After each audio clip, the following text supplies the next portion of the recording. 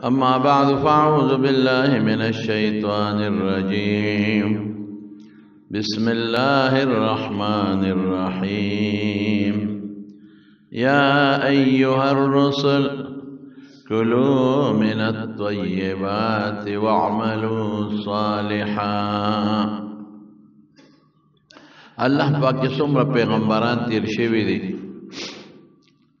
ہر پیغمبر ته په خپل وخت کې اعلان کړی دی، یا ایها الرسل، اے پیغمبران، کلوا من الطیبات، حلال او پاکیزه خوراک وکړئ، او بیا واعملوا صالحا، هغه عمل وکړئ چې کوم عمل الله ته خوښ دی، نیک عمل. لومبه خبره دنیا کې چې سړی ژوند تیری او د نیک عمل کې انسان خو پیدا شوی نیک عمل لري، نو د نیک عمل نه مخکې به د ځان له د خوراک بندوبست کوي. بغیر د خوراک نه خو د ژوند نه برابرېږي، او چې ژوند دی برابر نشي نو دی به بیا نیک عمل څنګه وکړي؟ نیک عمل اله بنده کوي چې د صحت دی، نیک عمل به اله بنده کوي چې د ژوند دی، نیک عمل به بندله هغه کوي چې دی برابرې. نو د روغ صحت لپاره خوراک ضروري دی. بې د خوراک نه انسان جمدی نشي پاتې کېدی، او بې د خوراک د انسان وجود برابر نشي جوړېدی. چې ته خوراک ونه کړې ته به نیک عمل څنګه وکړې؟ نو خوراک کې الله اعلان کړی ټولو پیغمبرانو ته چې حلال او پاکیزه صفا سوتره خوراک کوي. قسم دې په حلالو کې چې کم برکت دی په حرامو کې نشته. هر چا له خدای پاک د رزق بندوبست کړی دی، چې کم انسان دی ډېرې دا نه وایي چې زما د رزق بندوبست نشته، نه رزق خدای هر چا له مقرر کړی دی. دی لا د مور په ګېډه کې و چې د له خدای روزي مقرر کړې ده. حدیث پاک کې راځي چې کله انسان د مور په ګېډه کې 4 میاشتې تېرې کړي او الله فرشته ته حکم وکړي چې ته پکې ساه واچوه، نو فرشته د الله نه د یو څو خبرو تپوس کوي. یو پکې دا دی چې مر رزق الله د رزق به څومره وي، څه به خوري. ګوره ما لفظ استعمال شوی دی. نو فیکتبو دی لا د مور په خېټه کې چې د روزي ولیکلی شي چې دی به څومره روزي خوري او څه به خوري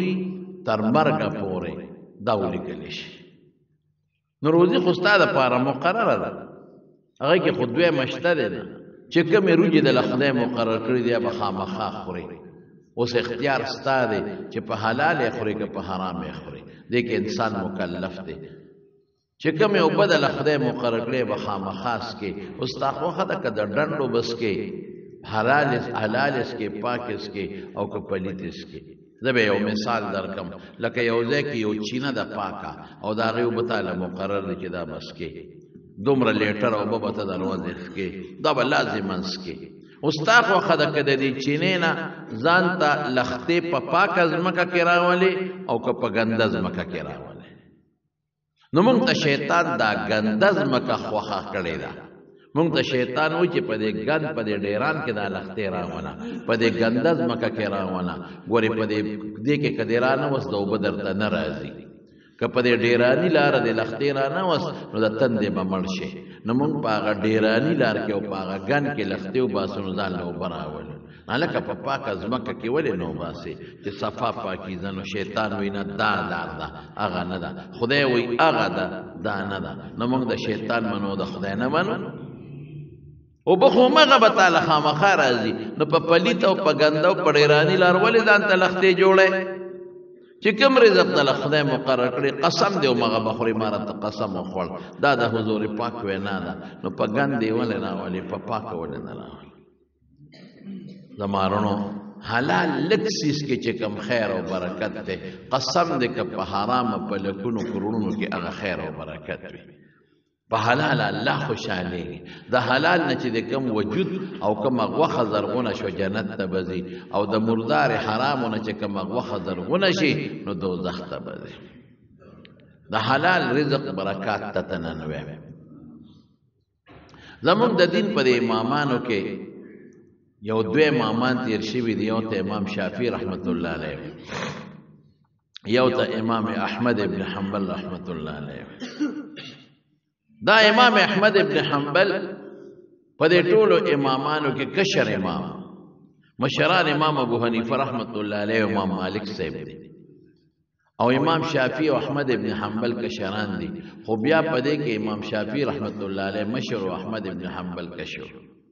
او د امام شافعی رحمت الله علیه استاد مو او امام احمد ابن حنبل شاګرد مو. د حضور پاک د هجرت په 164 سال یو سل او سلیرشتمه هجری کې پیدا شوی. 164 یعنی د پیغمبر مبارک د هجرت د واخلا د پیدایش پورې 164 سال یو سل سالور شپېته د پیداش. مور تربیت وکړه ځکه پلار یې مړ دی. دا د 2 کالو چې پلار یې مړ شوی مور ته پاتې شو او په عراق کې پیدا شوی دی. هو عربي ګوري. هغه زمانه کې د عراق د کوفه او د بصره د علاقه فارسی و. دا فارسیانو دی به فارسی وي. دا رستو بیا د حضرت علی رضی الله عنه چې کله کوفه ته راغی نو د دنیا صحابه وسره راغلل او ډېر تابعین راغلل. نو د خلقو بیا د هغوی نه عربي زده کړه. نو دا بیا بعضې پکې د عربیون نسلو هغه پلار او نیکه او میندې د عربو نه راغلي و دلته اوسېدل، او چا دلته عربي د هغوی نه زده کړه. نو د عربیون نسل و پلار یې عربي او د شیبان او شیبانی نسل او مور یې عربي وه. نو په 140 هجري کې دی پیدا شو. دی لا ماشوم چې پلار یې مړ شو. ټول تربیت یې ګورې مور کړی. مور چې صالح او دیندار نو د بچی نه ملغلره جوړېدی شي، او مور چې بېدینه بدعمله نو د بچی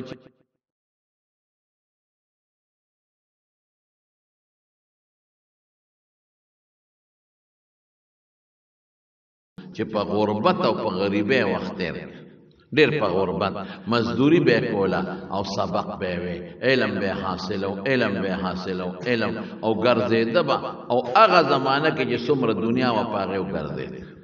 مکې ته او مدینې ته، یمن ته، کوفه بصره خو خپلې علاقې وې، دې کې وګرځېد او د ډېرو غټو غټو علماو نه محدثینو نه د حضور پاک حدیث په زده کول. حافظ الحدیث صاحب د رسول الله مبارک او د صحابه او تابعینو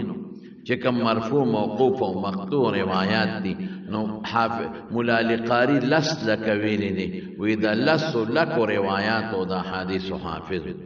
او حافظ ابن حجر وینا د 14 لکو احادیثو حافظ. 14 لکه روایات مرفوع موقوف مقطوع دا زمون طالبان پی پوئیگی. خود 14 لکو احادیثو دی حافظ، دا قرآن شریف حافظ، دیر نیک سڑیو، دیر پارسا. سلویخت کالا پس گوری دا وعده کرده، دا سلویختو کالو پوری دا وعده نکاو، وی علم طلب کم رستو با وعده کم دا گیو حدیث دا کول. ولی چې وادو کم نو بیا خو علم نشم حاصلولی، بیا خو د وطن سفر نشم کولی. نو د 40 سال نه پس واده کړی،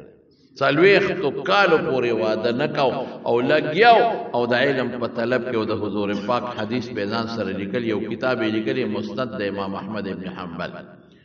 او نور بلا کتابونه لیکلی دي، او احادیث د رسول الله مبارک به یادول. هم زمارونو زما مقصد د هغه ټول واقعات ته نه ویم، د دا درته وایم چې د به مزدوري کوله غریب او علم به حاصله.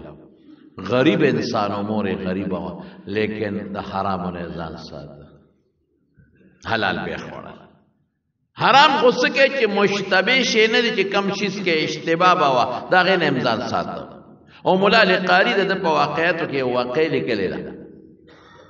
و یو ځل کور کې ناستو، نو بیبي ته وی ډوډۍ راوړه، نو روټۍ ولا راوړه. نو چې روټۍ ورته کېښوده او د اوچته کړه، نو وی د دې روټۍ نه خو ماله د حرامو بوی راځي، د کشف خاوند.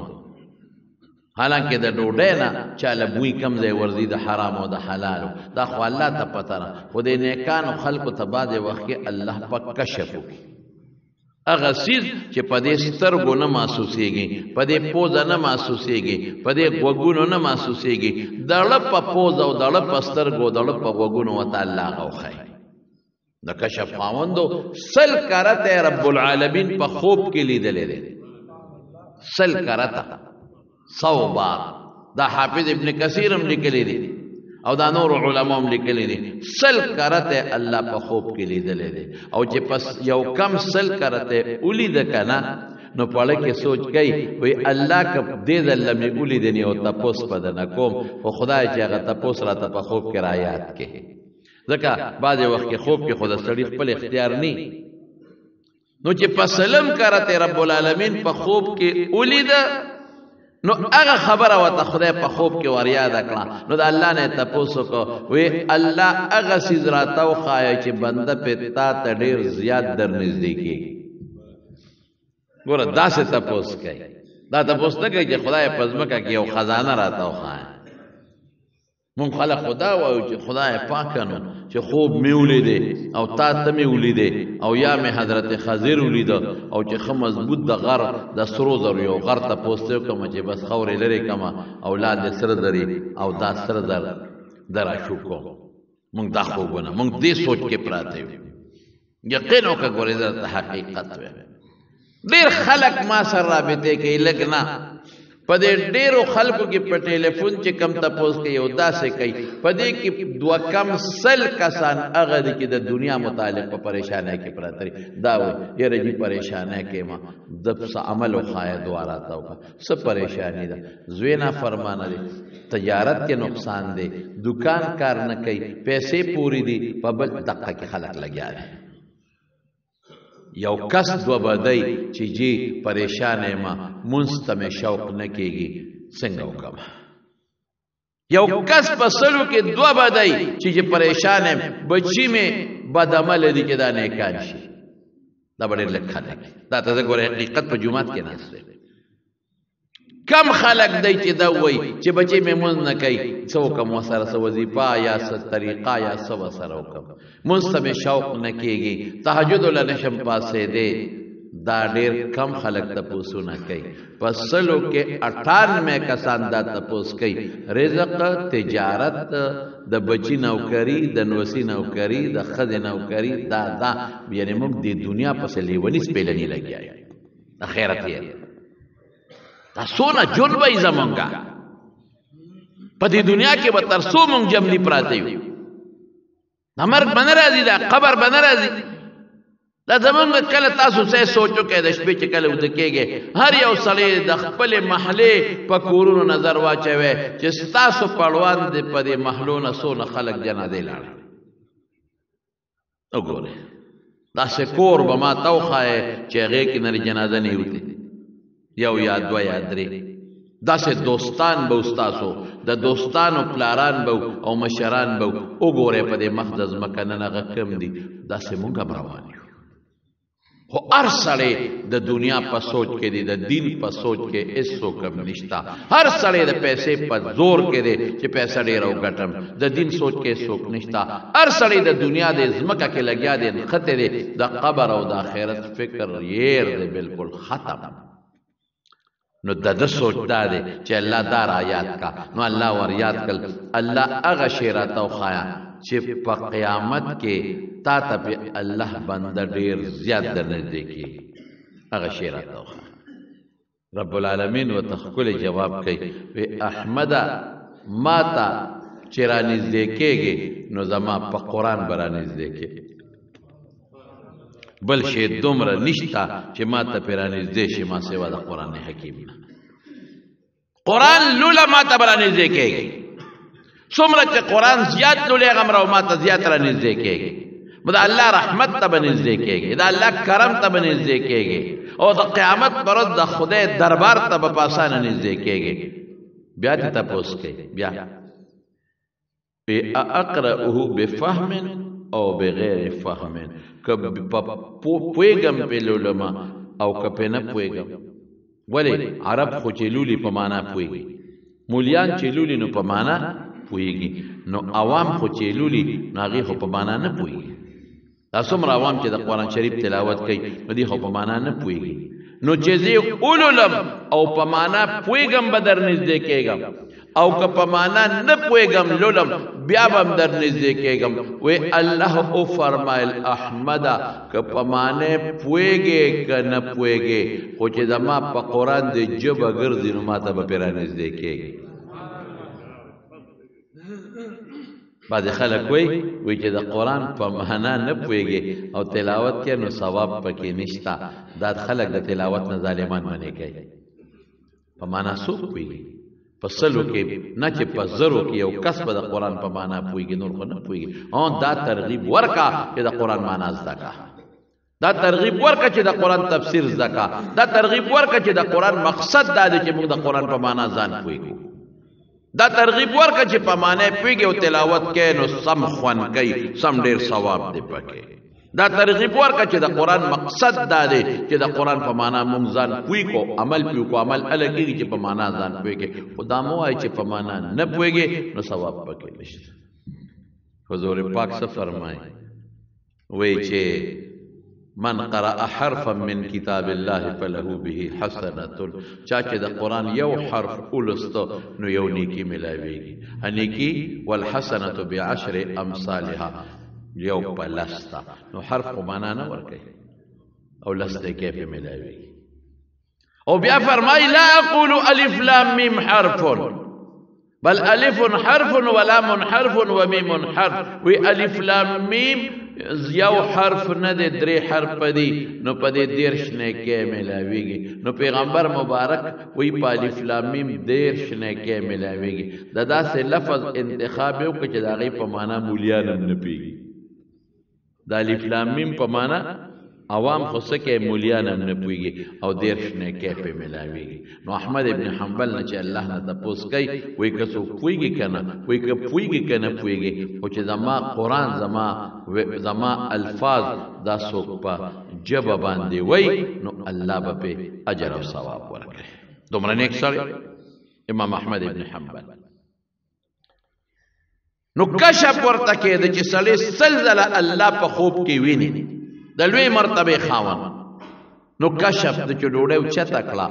نو بیبي ته وی دی نه خو د حرامو بوی راځي بیبي ورته وی چې نه اولتا راوړې ته خو حلال راوړې خشاک ستا د کور دی او بس ستا د کور دی نو حرامه ده کم ځای نه شو اوړه خو چې هغه ګلې کېږي نو ډوډۍ پخېږي خوړو نه کنه مالګم ستا د کور بیبي ورته وی یو خبره مې یاده شو خمبیره مې د پلان کې د کور نه راغوښته خمبیره نه یاره کېدی شي چې دا خمبیره مې د چا د کور نه راغوښتې وه د هغې د کور نه پکې څه حرام راغلی وی نه خورم ډوډۍ حالانکې زموږ علماو لیکلي دي چې یو انسان ته یو ډوډۍ ته کېدې او ستا د خپل کور یو تا ته غالب ګمان دی چې دا حلاله ده نو ته په تفتیش مکلف نه چا ډوډۍ له بوتلې او تا ته پته ده چې دا سړی حلال خور دی او تا ته ډوډۍ کېښوده ته په دې نه مکلف چې تپوس وکړې چې دا حرامه ده که دا حلاله ده نه خوره بس اپویشه او خدای پیشه که هغه حرامه راوړي اپویشه خدای پیشه تر څو چې ستا غالب ګمان دی چې دا سړی خو خپله تنخواه اخلي دا سړی خو خپله ځمکه کوي او خپله ذمېداري یې ده دا سړی خو خپل تجارت کوي او لګیا دی نیک سړی هم د خپل منځونه هم کوي بس ده به حلاله پخ کړي خدای پیشه هغه پویشه خوره تا نه دا تپوس خدای نه کوي چې تا ته تپوس کړی او که تا ته تپوس نه کړی د عیسایي د کور نه عیسایان دي او د هغوی د کور ډوډۍ خورې بس خوره هغه د حلاله کړې ده د عیسایانو ذبحه جایزه ده خوړل هلکه که به چېرې ده به د په دې چیلي باندې په دې ګډ د حلالولو وخت کې به د عیسایي به بسم الله ویلي اکه به نه ویلې رسول الله مبارک فرمایي ته پې بسم الله وایه پرېږده خوره لیکن امام احمد ابن حنبل دې ته ورع وایي د ده پرهیز ته ګوره پې نه خوره ښه سموده پسې د بیبي نه تپوس وکړه وی هغه ډوډۍ چې ما نه خوړلې هغه څه شوه وی صاحب تا نه خوړه سوالګري به راغلل سوال به په خیر راوړی خدای مو بخښه مونږ به ورته دا ډوډۍ شته مونږ هم ونه خوړه چې تا نه خوړه مونږ هم نه خورو نو سوالګري له به مې یوړه هغه ته وایي چې دا ډوډۍ ده خو احمد ابن حنبل نه ده خوړلې ښه احمد چې نه خوري زه یې سله خورم سوالګري م نه اخېسته د دې زمانې سوالګري نه دي ګڼه د دې زمانې سوالګري خو به دنه سوالم کوي او که په کور کې او په بیټک کې څوک نو غلام دنه کوي دوی خو حلال و حرامو ته نه ګوري دا سوالګري پاره طریقه چې خوچې ده نو بس نه د هغې زمانې جدا سوالګري وی نه خورم چې احمد نه خوري زما څه کار دی چې زه خورم اوس خو عجیبه دی د یو کال پخوا ډېره زمانه وشوه په دې د قصخانه کې روان یو لنډۍ غوندې نه پسې پټېنۍ غوندې داسې دونه پټې هغه یو خپل طریقې واردات دونه پټې وته روان وم خیال مې نو هغه به دا چل کو چې د خلکو د خپې ته به ور ټوپ کړي د دې خپې عمره او د خپې به کلکه د سړی نه رونیوه او پیسې را 100 روپے را 100 روپے دے دو ای خدای او دنیا را غونډه بو تماشې ته خلق ولاړ هغه چا به ته وی نه در کوم بس دغه څه بکلک نو سو مال 100 روپے را 100 روپے به ورکنو ټوپ پکړې ته نو بل ته به ور ټوپ کړې نو بل ته ما خیال نو خلق مولا چې ما ته را ټوپ چې خلکو خندل 100 روپے دے دو مې لري شماله په خوښ جامې د لټول ظالم سپینې جامې مې دي او د خورو دی را لوړل خوښ نه نه نه چورتا 100 روپے دې دو پرې دم نه سوق می اوچات کمه پدا سر دی وا سو نه دی وا دا د کوم طریقې واردات دي هر چاته ور ټوپ کې 100 روپے مې چې سوق مې نه کمه پدا ما زیګر د نو سم مضبوط سوق باسم چې تاسو عقل وخم سوالګر خو رټل نه پکار اما السائل فلا تنهر رټې بنا خدا ستا طریقه غلطه ده عقل ته خول پکار دی بس زر اخوا شو ټوپې کړې خلکو ته مې راغون شي وای تا هغه سوال کوي د خلکو نه 100 روپے غوړو تاسو نخري جوړ کړی دا نم ډراما جوړ کړل خدای ته وکړه دا څه نن سبا زمارونو په دې پیښور کې په دې بار په اسلام آباد کې د ګاډي مخه ته خشته جنہ کې بغردي خدای او سوال بکې مسکه برتګي کېږي او پیسې بدن وصولې او په بل جامه کې د ګناه دعوت درکې د سوال په جامه کې اسلام آباد کې په پنده کې یو ځل روانو په مری روډ باندې الته اجلاګان راوتی او سوال اجلاګانو لګیو یو گاډي پسې به منډه والا بل پسې به منډه والا او سوالونه کول او ځانونه خشته کړي دا طریقې د سوال په مختلفو لارو راوتی دي خلک څوک د جمعهتونو په نو چندې غواړي جمعهت نشته څوک د مدرسو په نو بیا دي چندې غواړي په خدای کا مدرسه په سوزکی روان کړی دي او موټرې روانې کړې دي ځان له ارچا یو کاروبار شروع کړی دی موټرې روان کړي ځان له پښپېتاو یا در کمزوري موټر غشته لوډ سپیکرې په تړلې دي او دوه درې بچی ځان سره کړی دی په کوڅو کې چغې وي خدای مو بخا او مدرسه د یتیمانان دی پکې دا به وي او د لوګي مړشو ماشومان او د جامع نشتا او بلستان خدای دې پتانا کا سټ پوره کا طالبان دې مسپکړل او مدرسه دې مسپکړه یتیمانان کوم دی په مدرسه کې ها دا دغه چې امینم یتیم دی که په دې نسبت وي یتیم هغه ته وایي چې ماشومي نابالغ یو پلارې مړ بالغان کدا معنا یتیمانان چې پلارانه مړ دي خو ټول بیا یتیمانان وي دروغ وای ظالمان او پیسې را غونډي د خلکو نه یو پیزو تاسو ټول پیجنې دی راته نو نه یو مطلب ظالم چنده غونډول ټوله به خواړه په دې شیرګل راکه کې دروانو ما الته چغواله وی خدای مو بخښه ک نقدینی د چرګوا غیر وړه و د ظالم بچیا سم فارموله دې راټینګه کړي ده ځکه د خزو سره خو د اگې د چرګو وی کنه نقدینی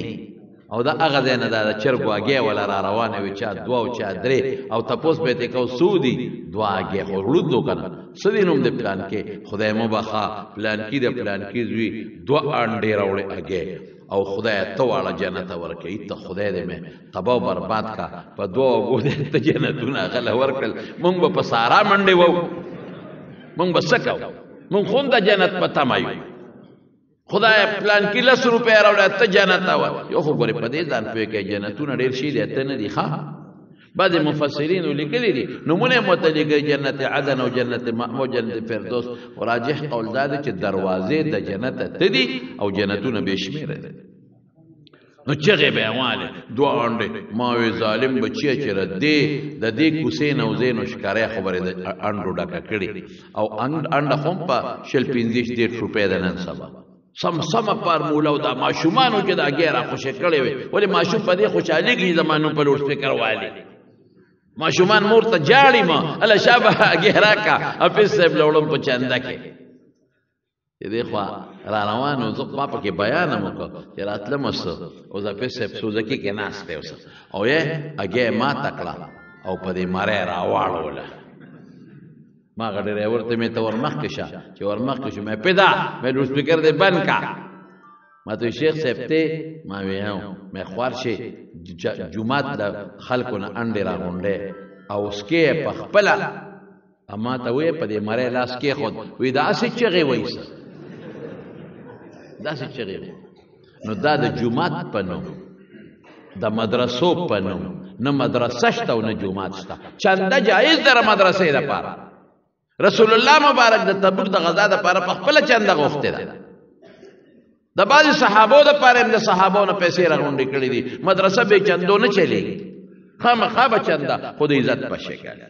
هم چې مدرسې جمعات دي د عزت په شکل دا د بېعزتۍ چندې سوزکي ګرځوه او لارو کې چغې وها ټول خپل بچي د خوار شي ماشومان د ټول سوالګري کړل او د پلاسټک هغه ښکری وسرۍ هغه دوکانونو ته خلکو له ټولې سپېمې پې د خلکو سوری کړی راکه پیسې راکه زیده نه کم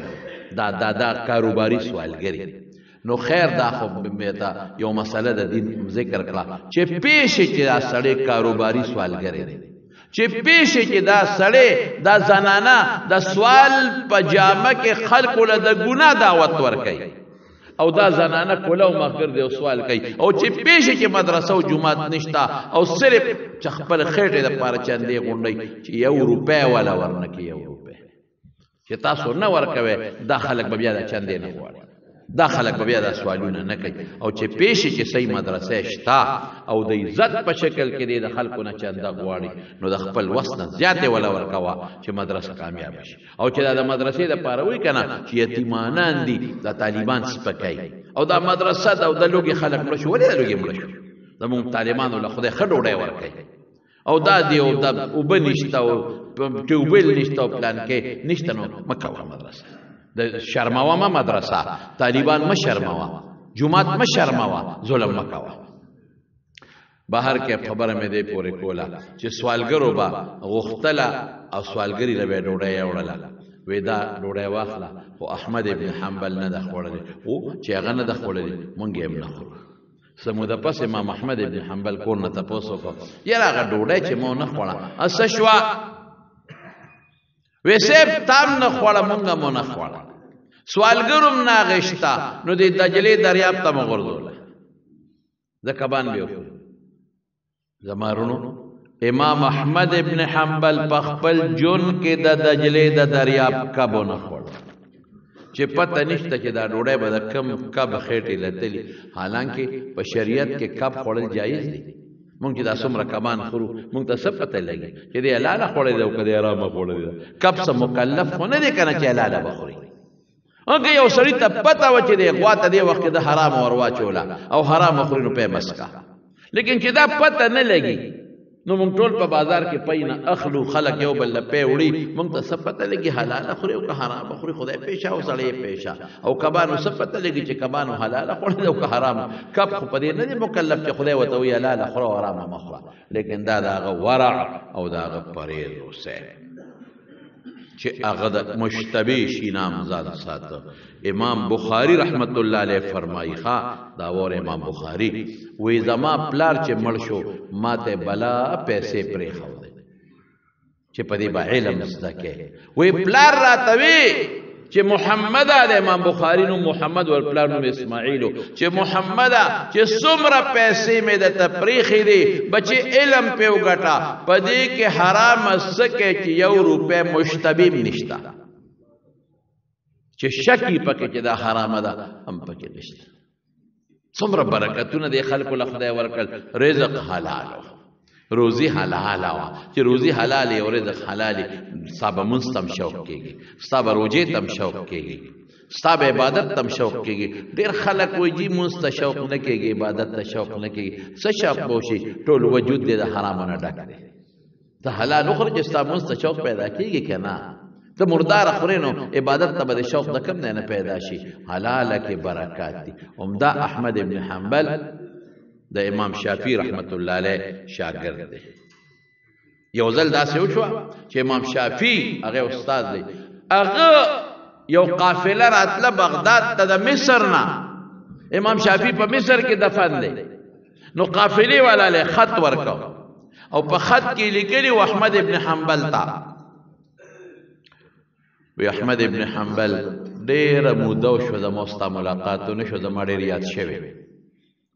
یو ټیم راته وښایه چې ته ټیم کم ټیم کې په کلي کې زه ستا ملاقات له درشم استاد شاګرد ته وایي دومره لوی سړی یو ټیم راته وښایه چې کم ټیم ته په کلي کې زه ستا ملاقات له درشم چې احمد ابن حنبل ته خط راورسېدو نو ملامته شو اوهو زما استاد زما د ملاقات ارمان کوي نو چې قافله واپس ته نو هغې له خط ورکړ خط کې ورته لیکلي و چې استاد صاحب محترم زه معافي غواړم په کار دا وه چې ما ستا ملاقات له درغلي خو زه په پلان کې ورځم یو قافله در روانه ده او هغې کې ستا ملاقات له درځم خط شافعي صاحب ته ورسېد هغه قافله کې احمد ابن حنبل روان شو مصر ته د امام شافعي رحمت الله علیه ملاقات د دې د استاد دی بلا مزل د صاحب د عراق نوانه تر د مصر پورې چې هلته لاړ مصر ته نږدې شو نو امام شافعي رحمت الله علیه زبردست استقبال ولا بلا شاگردان او دوستان ولې امام احمد ابن حنبل را روان دي شافعي سے ملاقات له نو خلکو خو نوم اورېدل چې ډېر لوی محدث دی د حدیث استاد دی او ډېر لوی پرهیزګار انسان دی او نیک انسان دی نو دنیا چې شافعي صاحب راووته نو د قافله کې را روان دی احمد ابن حنبل نو د دنیا استقبال وشو نو بادشاه را چانه تپوس کوي دا جلسه جلوس ده څه دی وی دا د امام شافعي صاحب شاګرد را روان دی احمد ابن حنبل دا غي استقبال له شافعي صاحب وته دی او خلک وته دی بادشاه موږ به موضوع چې دومره لوی سړی دی ځکه احمد ابن حنبل نوم خو بیانه پہچانه شخصیت او مشهور بادشاه وزیران لوی استقبالی وشو په قافله کې احمد ابن حنبل لا ورسېد امام شافعي صاحب ټولو په خیر علي مبارکباد نو بادشاه شافعي صاحب ته وی حضرت دې بدما میل مې احمد ابن حنبل شافعي صاحب ته وینا ما را غوښته دي او زما میل مې او تمام را سره میل مې شافعي صاحب ډېر مالدار او مهمان نواز انسان خیر امام شافعي صاحب ډوډۍ برابر کړله احمد ابن حنبل بادشاه وزیران هم پکې ناست نور علما هم ناست چې درستخان یې څنګه وغواړه دلته شافعي صاحب ناست مخامخ احمد ابن حنبل ناست بادشاه وزیران هم یو خوا بل خوا ناست دي ډوډۍ شروع شو چې ډوډۍ شروع شوه نو امام احمد ابن حنبل لګیا دی او سمه ډېره ډوډۍ خوړه او زر زر لګیا دی د دې ماشومانو ورته خیال دی چې کوم ماشومان د امام شافعي د کور واړه دي که نه هغوی د جامونو کې اوبه مو به ګرځئ هغوی ورته خیال دی او قانون هم دا دی چې خلک د میلمه ته نیغ نیغ ګوري چې میلمه ډوډۍ خوري په میلمه د خلکو نظر زر زر یې ډوډۍ خوړه او ډېره یې خوړله خلکو بس کړی او دی لګیا دی خلک ډوډۍ خلاصه کړه او دی لګیا دی ډوډۍ خوري شافعي صاحب په مړه کې وایي چې دا سړی به ډېر وګیري ماشومان هم په سوچ کې دی هلته بادشاه ټول خلک ورته ګوري چې څنګه ډوډۍ وخوړلې شوه او شافعي صاحب کور ته لاړ نو هلونو ته تپوس وکړو ورته وی بابا جي بابا میلمه کوم یې او احمد ابن حنبل وی بچی چې ما ته مخامخ ناستو دا هغه چې ته د حدیث استاد دی او د حدیثو حافظ دی او ډېر نیک دی او بچی هم دا دی نو وی دا نیک سړی داسې ډوډۍ خوري لکه راده چې وخوړه زمانه د سنت او وسیب د سنتو چې بچا پټیم خلاف کو ماشومان هم په پویدل ډوډۍ دیته د چې خوړه دومره ډیره ډوډۍ مخ په شرمونو شرمول مونږ خلکو ته وی چې ډیر نیک سړی دی او د سنتو تابع دی او بادشاه ټول وزیران ورته نیک قتل مونږ شرمول دا سنت دیته دمره ډوډۍ سو خوري ګور رسول الله صلی الله علیه وسلم فرمایي چې روټه خوري نو خېټه درې ځای یو ځای کې ډوډۍ ور واچو یو ځای کې اوبه ور واچو یو ځای په دې معده کې خپل گیسي یا دا چې ته سا اخلي دا پړپو زور اخلي معده له زور ور کوي یو یې سخالي پرې که په دې عمل کې خدای شته که څوک ناجوړه شو خو لاول ځو بیا تاسو په دې زموږ عمل نشته مونږ خو چې څومره ډوډۍ وي دومره وخورو چې د اواز یې خو څه کوي چې هغه د اوبو ځای پکې پرېنږدو دومره وخورو زه یو ډاکټر له ته مریض مله بوتلې نو ډاکټر له مریض راغی نو هغه ډاکټر هغه مریض ته وایي وی ډوډۍ خوره وی څه خورم پرهیز وی نشته پرهیز خوره او ته بیا وایي چې ما ته خو ډاکټران وایي چې پر وی هغه ډاکټر له چې ته وایي پرهیز نشته پرهیز نو بیا ورته وایي وی ردې مه خوره په دې پوزه یې ورته ګلاس کېښود که نه وی ردې مه خوره نور یې خوره ډوډۍ نو موږ د کم ځای پورې خورو د سپېمو نو بیا په سپېمو دوکړی وو دونه وخورو که نه چې په سپېمو بشیر جان وایي زه خو نشم تللی پلاره ته به قدم والي ته لږه خورې هلکه بشیره پیاده لاړ چې وي نه جم دی پیاده موټر راله خواله راولی د پیاده نشم دی ته به ستا پلار به پیاده لاړ تا لږ مال والي انخطي بشیر جان ته زما خیالي انخطي زه ورته کله وایم بشیره دا چرګوټۍ خوري اوبه خورو که نه بیا ورته وایم بشیره غوښه راته مخکې پرته راوي کم ده بس که درستخان دې ته اوچت که نو بشیر به چپ کېږي ورنه بس لګی ټیک وایم بشیره او دا دې ګوره په خپله زه خو دروغ نه وایم زه خو ټیک وایم خیال دې راغی نو بیا په ناسته ودي نو خوراک چې ته په معده کې لږ ورچې ځای ډاکټرانو تپوس وکړې چېرې به نه جوړه کېږي خو موږ خو په هغې ګزاره نه کېږي تر څو چې پوره شکور نه والي او پوره درستخان هم نه ختم کړی نو موږ کم دی ته نو هغه ډېر وخوړ نو هغه شافعي صاحب ته چې ماشومان ووې نو شافعي صاحب ورته وایي بچې ما محسوسه کړه خو څوک هم مېلمه دی او ما راغوښتی دی اوس بوی چې په ډوډۍ تنګ وې نو څه له دې راغوښتم نو د شپې احمد ابن حنبل شافعي صاحب ته وایي ماله ځان له کوټه کې بستره برابر کړې زه به ځان له سملم نو ماشومانو ته ویې لوټه ورته کېدې کوزه ډکه ځکه شپې پاسې تهجد به کوي سار وختي شافعي صاحب وروته و د جومات ته مانځله چې لاړل او هغه ماشومان راته چې بستره غونډې چې وې کتل لوټه همغسې ډکه پرته چې شافعي صاحب کور ته راغی ماشومان یې ورته بابا ناشنا زبرګ دی ګورې روز دی زبردست حدیث و حافظ زبردست مولا بچې بیا څه چل شوی دی وی بیګې ټوله شپه خوب کړی دی او دس یې نه دی کړی تهجد یې نه دی کړی ګوره دا تقوا زمانه ماشومان هم وایي چې ولې تهجد ونه کړل وی بچې تاسو ته څه پته لګي وی لوټه همغسې ډکه پرته چې څنګه سارې ناشته کېښوده نو شافعي صاحب احمد ابن حنبل ته وایي شاګرده احمد یو تپوس ته نه کوم خفه کېږه مه د کله نه بدل شوی ته خو چې ما سره د سبق وي ته خو بل شان انسان وې کله نه بدل شوی وی صاحب ولې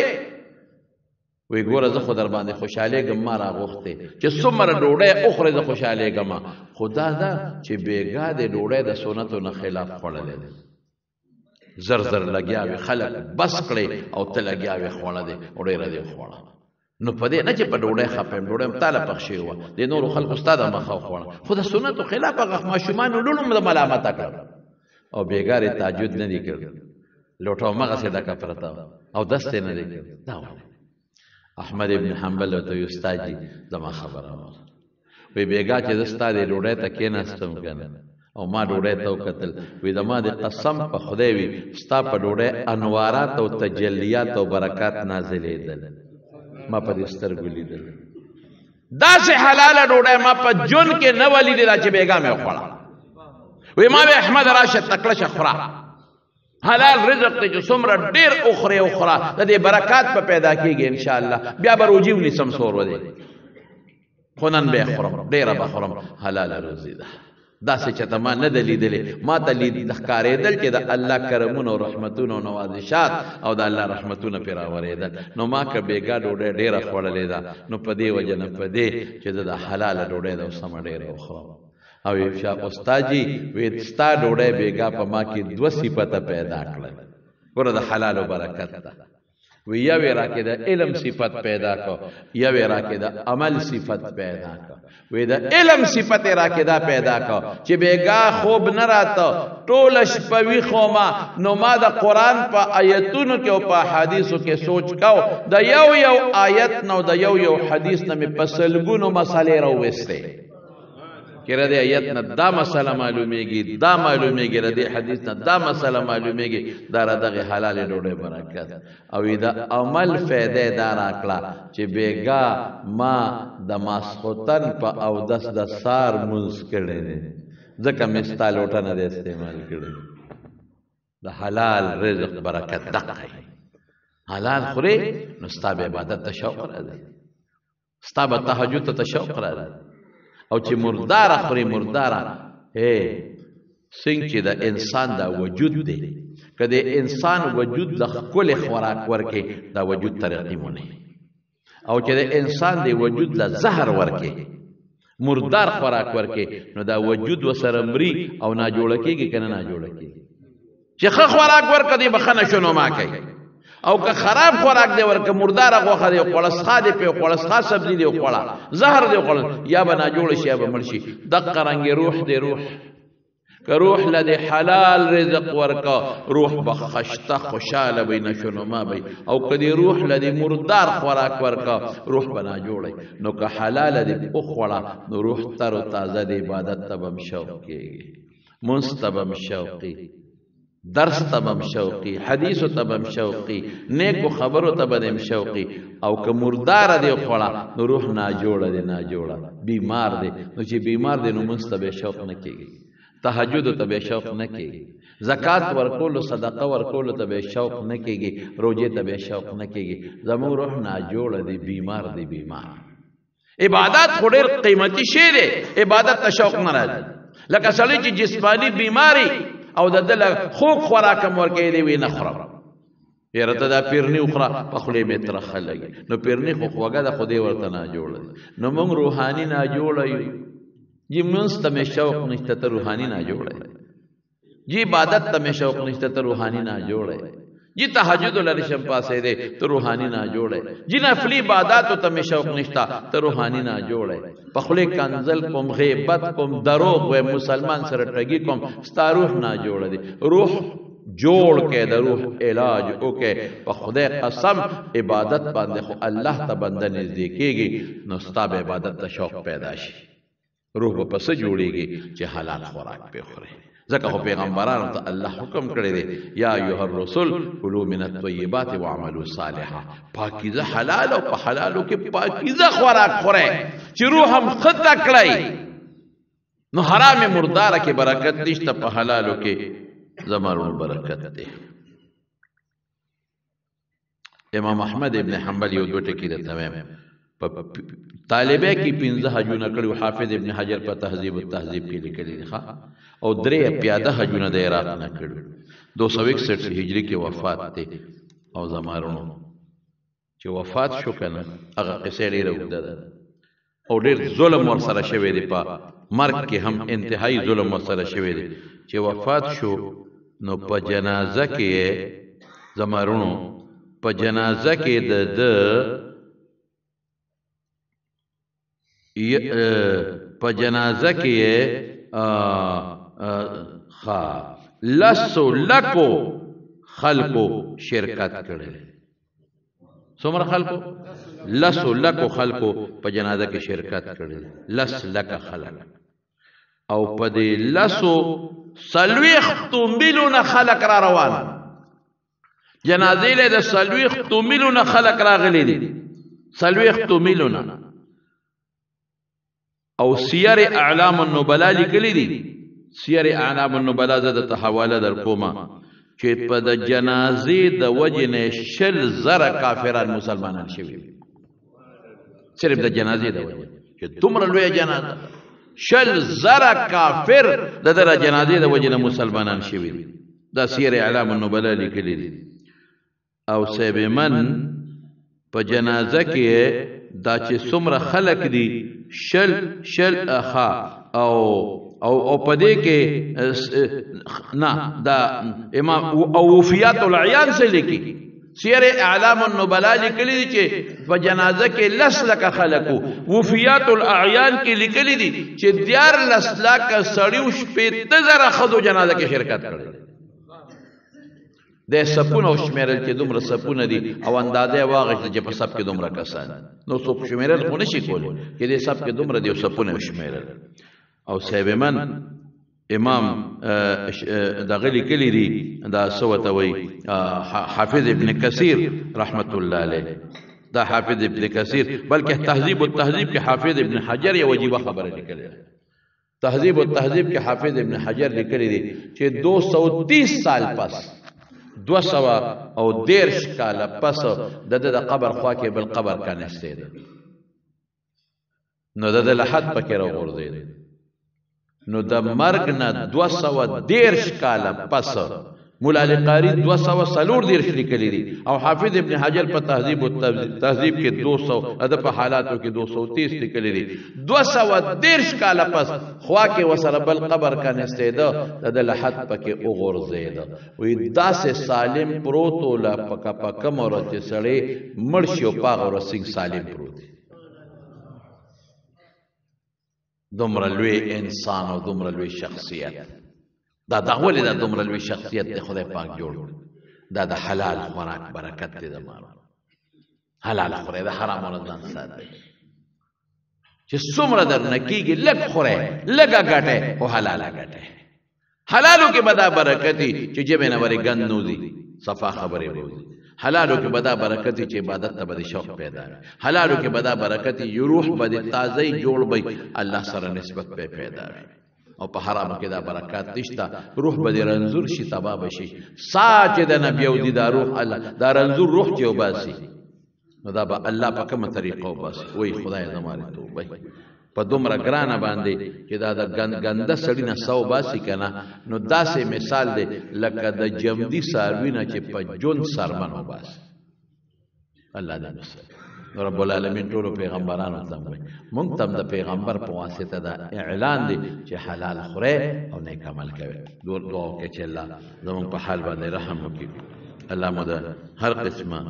مصیبتونو فتنو امن کې وساتي. الله دې زموږ حلال خوراک نصیب کړي او د حرام نه دې خدای وساتي. حلال دې خدای ډېر راکړي چې حجونه عمرې پکې وکړو او د حرام نه دې خدای په امان کې وساتي. بیمارانو ته دعا وکړئ چې الله شفا ورکړي، الله روغ صحتونه ورکړي. چاته څه پریشانۍ دي، چا په کورونو کې، چا په گاونډونو کې یو بل سره روانې دشمنۍ طرفګرۍ بغضونه حسدونه دي، الله پر هغو باندې بدل کړي. الله هم د هر قسمه دنیا او آخرت د فتنو مصیبتونو امن کې وساتي. دا د پیرانو د کندي د مسافر کور ولا وفات شوی ده،